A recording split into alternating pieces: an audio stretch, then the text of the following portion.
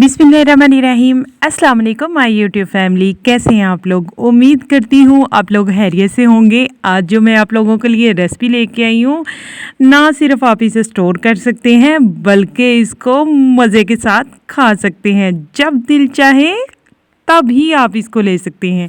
इससे पहले मैं अपनी रेसिपी की तरफ बढ़ूँ, वीडियो को लाइक शेयर और चैनल को सब्सक्राइब करना तो बिल्कुल भी ना भूलिएगा। सबसे पहले जी मैंने लेनी है लाल गाजर लेनी है, जो पाकिस्तान की गाजर है, चाइनीज़ गाजर इस्तेमाल नहीं करनी। इनको छीलना है। छीलने के बाद इन्हें आप किसी भी शेप में काट सकते हैं। इनके अंदर जो किल होता है यानी वाइट वाला पार्ट होता है उसको निकालना है, पानी में डिप करना है। डिप करने के बाद जो है पानी में इस वजह से डिप करना है ताकि गाजर जो है वो ब्लैक ना हो जाए। बाद में जी गाजर को करना है स्टेन अच्छी तरह से।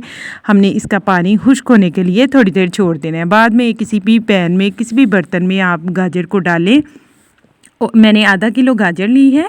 आधा किलो गाजर में मैं शामिल करूँगी 1 कप चीनी का, वो इसमें मैं शामिल कर रही हूँ यानी शुगर का। शामिल करने के बाद अब मैं इसे 2 से 3 घंटे जो है बग़ैर फ्लेम के इसे कवर करके ढक के रख दूँगी एक साइड पे। 2 से 3 घंटे गुजरने के बाद मैंने ये देखें जी, चीनी जो है वो गाजर के अंदर भी पानी होता है और वही पानी निकल के जो चीनी को लगता है तो वो खुद ब खुद एक शीरा बन जाता है। ठीक है, अब उसी शीरे में हमने गाजर को पकाना है। हम लोग क्या करते हैं, पानी में गाजर को पकाते हैं और वो शीरा बनाते हैं, जिससे हमारे जो मुरब्बा है गाजर का वो जल्द ख़राब हो जाता है। और इसके अलावा एक दूसरा स्टेप है, वो मैं आपको लास्ट पे बताऊंगी, जब उसकी ज़रूरत पेश आएगी तब मैं उसे बताऊंगी। अभी मैंने फ्लेम ऑन किया है और इसे मैं 10 से 15 मिनट के लिए पकने के लिए रख दूंगी। उतनी देर आप मुझे कमेंट में बताएं आप कहाँ से देख रहे हैं। मेरे पास इलायची नहीं थी तो मैंने इसमें वो जो है लौंग शामिल कर दिए हैं खुशबू के लिए। तो अगर आपके पास सब्ज़ इलायची है आप वो शामिल कर दें। अब यहाँ 10 से 15 मिनट गुज़र चुके थे। गाजर जो है उसी पानी में, शीरा जो बना था चीनी का वो उसी में गल चुकी हुई है।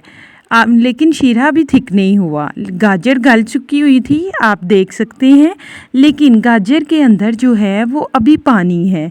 यानी इस तरह से आपने दबा के चेक करना है।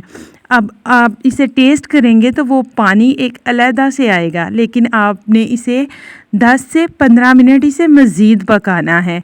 अब इसका एक और टेस्ट इन्हेंस करने के लिए ये दूसरा स्टेप था जो मैंने आपको बता दिया।